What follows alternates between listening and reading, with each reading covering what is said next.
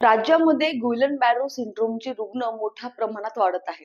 त्याची संख्या आता 100च्या वर गेलेली असून या रुग्णांमध्ये आता वाढ होत चालली आहे. त्यामुळं लोकांमध्ये भीतीचं वातावरण निर्माण झालेलं आहे आणि या वाढत्या रुग्णसंख्येमुळे आरोग्य विभागांवरती सुद्धा मोठ्या प्रमाणात ताण निर्माण झालेला आहे. एकूण रुग्णांपैकी निम्म्या रुग्णांवरती अतिदक्षता विभागामध्ये उपचार सुरू आहेत आणि हा खर्च सुद्धा अतिशय खर्चिक असल्याचं बोललं जाते. आता हा आजार नेमका काय आहे, तो कशामुळे होतो, त्याची लक्षणं काय आहेत आणि त्यावरती कोणती उपचार पद्धती आहे याविषयी आपण आजच्या व्हिडिओमध्ये जाणून घेणार आहोत. नमस्कार, मी अनुराधा आणि तुम्ही बघताय वाईस टुगेदर. आता आपण समजून घेऊया की गुइलन बॅरे सिंड्रोममुळे नेमकं काय होतं. एरवी परकीय विषाणूंवरती आक्रमण करणारी आपली रोगप्रतिकारक शक्तीच या काळामध्ये आपल्या आजूबाजूच्या मज्जासंस्थेवरती हल्ला करायला सुरुवात करते. परिणामी नसांना प्रभावीपणे सिग्नल पाठवता येत नाहीत आणि मेंदूच्या सूचनांचं पालन करणं स्नायूंना शक्य होत नाही. परिणामी मेंदूला इतर शरीरांकडून मिळणारे संकेत कमी होतात.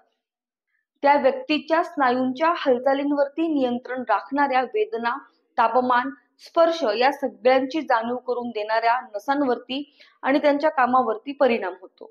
थकवा, हाताला मुंग्या येणं ही त्याची लक्षणं असू शकतात. त्यामुळे स्नायू कमकुवत होतात आणि शरीरामध्ये अशक्तपणा हा वाढायला लागतो. काही रुग्णांमध्ये हा सिंड्रोम अतिशय गंभीर स्वरूप प्रदान करतो आणि यातून पॅरालिसिस सुद्धा होऊ शकतो. हा आजार कोणत्याही वयामध्ये होऊ शकतो, कोणत्याही वयाच्या व्यक्तीला होऊ शकतो आणि त्यातल्या त्यात पुरुषांमध्ये याचा प्रादुर्भाव जास्त होण्याची शक्यता असते, असं WHO ने सांगितलेलं आहे. पण यातून गंभीर स्थितीमध्ये जे रुग्ण गेलेले आहेत ते सुद्धा अगदी ठणठणीत बरे सुद्धा झालेले आहेत. आणि सगळ्यात महत्वाचं, हा संसर्गजन्य रोग नाही, त्यामुळं मुळात काळजी घेणं हे सर्वात जास्त महत्वाचं आहे. आता नागरिकांनी कोणकोणती काळजी घ्यायची? पाणी उकळून गार करून प्या. दूषित पाण्यामुळे संसर्ग होऊ शकतो, त्यामुळे पाणी उकळून गार करून पिणे आवश्यक आहे. अन्नाची स्वच्छता करा, म्हणजे अन्न स्वच्छ आणि शिजवलेले असणं आवश्यक आहे. लक्षणे आढळल्यास त्वरित वैद्यकीय सल्ला घ्या. कमजोरी, मुंग्या, मळमळ, उलट्या अशा काही लक्षणे आढळल्यास डॉक्टरांचा सल्ला तात्काळ घ्या. त्यामुळे वरील काळजी नागरिकांनी आता घेणं सगळ्यात जास्त गरजेचं आहे. कारण GBS ची रुग्णसंख्या ही दिवसेंदिवस वाढत चालली आहे. त्यामुळे आरोग्य विभागानं नागरिकांना सतर्क राहण्यासाठी आणि काळजी घेण्याचे आवाहन केलेलं आहे. आवश्यक ती खबरदारी नागरिकांनी घ्यावं असं आवाहन आरोग्य विभागाने केलेलं आहे. सध्या पुण्यामध्ये GBS रुग्णांची संख्या, या सिंड्रोमची रुग्णांची संख्या ही वाढत चाललेली आहे. सध्याचा आकडा हा 130 असून ह्याच्यापैकी निम्म्यापेक्षा जास्त रुग्ण हे व्हेंटिलेटरवरती आहेत.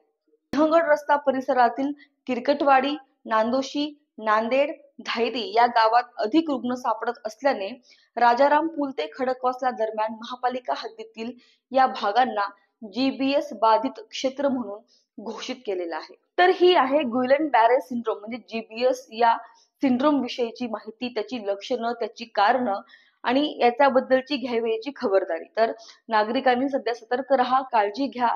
दूषित पाणी त्याच्यापासून दूर राहा. पाणी उकळून थंड करून ते पाणी प्या आणि शिजवलेलं स्वच्छ अन्न खा. दूषित अन्न खाऊ नका. ही सध्या रुग्णांनी घ्यायची सर्वात महत्वाची काळजी आहे. तर आपण आजच्या व्हिडिओमध्ये इथेच थांबूया. भेटूया पुढच्या व्हिडिओमध्ये. तोपर्यंत व्हिडिओला लाईक करा, शेअर करा आणि सबस्क्राईब करायला मात्र विसरू नका. धन्यवाद.